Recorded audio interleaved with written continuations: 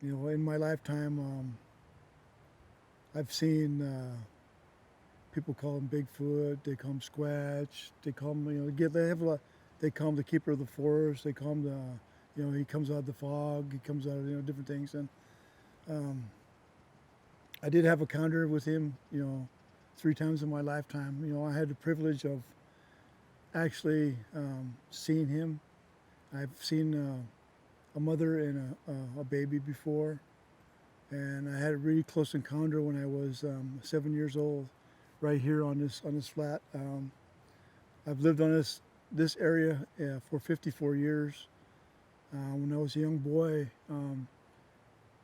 there's probably maybe 40 to 50 houses on this road now. But when I was a young boy, there was only 4 houses on this whole road at one time, and there was no paved roads. It was all dirt roads. They were all small.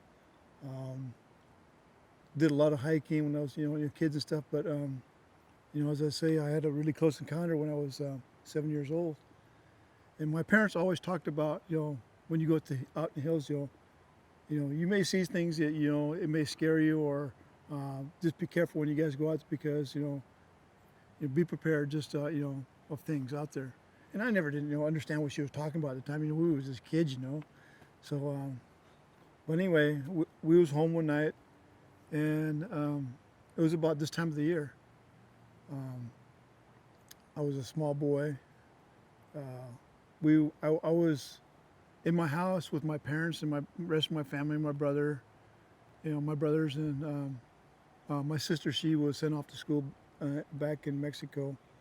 But one night I was going to the bathroom about 9 o'clock in the evening, and I went to the bathroom. We lived in a house um, that wasn't like cement fling, but it was like kind of stilts. So um, our the house used to be right here actually at one time, and it was an older house, and it was like wood floors, and tin roofs, and we had barns, and we had cattle and chickens, and all kinds of stuff here on the flat here, and we had like orchards up to this way.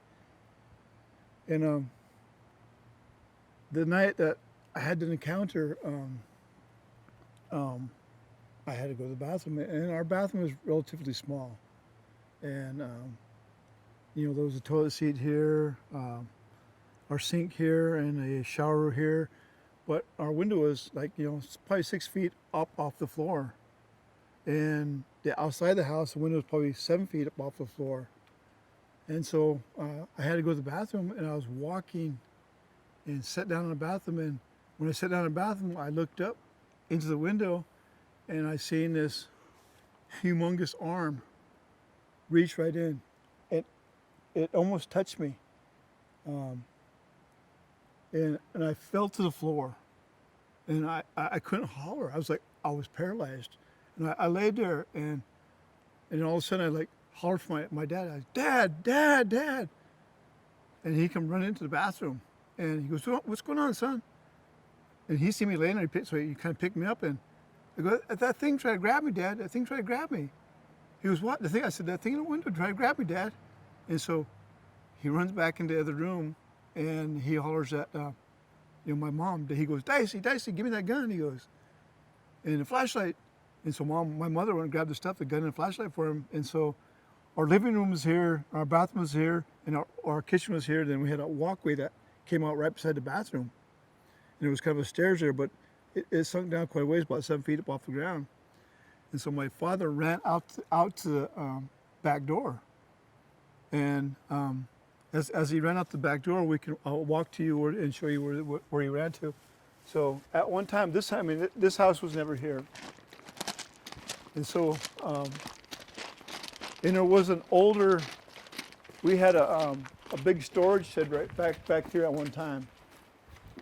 And we kept all of our food and our fruits and all of our, stuff that we canned that, we lived on at the time. And so my father ran from about right here. He ran out to back here. And he got about right to, I'd say, about right about right here. And there used to be a trail that used to run right through here. And all the area down here was all like this at one time. There was no underbrush. It was all burnt out. You could see that right down to the creek line really good. And so my father got to here, and he said he stopped, and he said he looked at this thing, and it was standing about right at that flume right there, that flume line right there. But that was an old wooden flume line. It was all open where the irrigation used to go through there. And he said that thing turned and looked at him like that, and he cocked his gun. By the time he cocked his gun, he said the thing was already down by the creek. He said, and it was running. And he said it took one jump, and it jumped the creek all the way across up over top of the creek. One jump to leap that creek, and that creek is a pretty big creek. And it ran up the side right there. And by the time my father got there, it was already gone. And so he came back and he goes, and I can remember him talking to my mother. He goes, this thing. He goes, it was one of them things. He goes, it was a big furry man. He goes, it was Bigfoot. He goes, and he didn't want to mention to his kids because I never first time I've ever seen one in my life, and I thought back to it after a while. After I got a little older, I thought back to the incident of how it would happen. And I think I blocked it out of my mind for a long time until I got older. And but I remember it so clearly now as I got older. I can remember the arm coming in the window. And the arm was it was massive, huge. And the skin was like, not a black color, but a really dark tan color. But the characteristic of it was, its hair was all gray. The hair of it was just solid gray all the way down. And I can remember the inside the hand.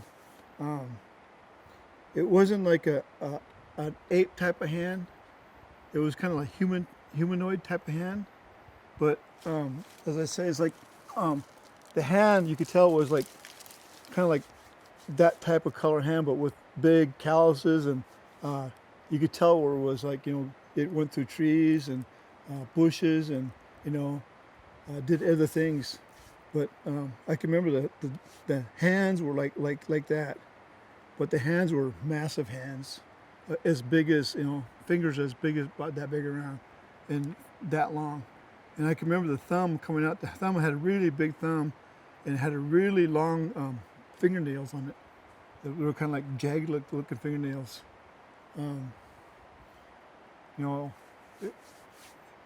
It was a pretty traumatic thing for me at that time because I really didn't know what it was. But my parents, they set us all down and explained things to us.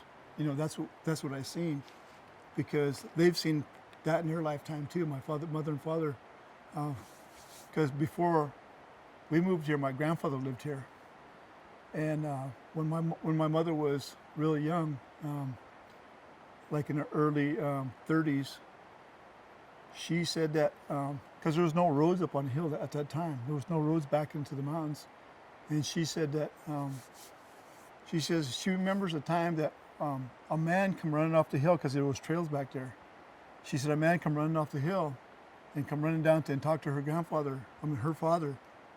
And she said that he goes, they were chasing me. He goes, I had to run. He goes, they were chasing me. And my grandfather, what was chasing me? He goes, them furry men. He goes, they're chasing me. They chased me uphill. And my grandfather always said, he said, what did you do? He said that you must have done something wrong to them. Why they chased you out of that area.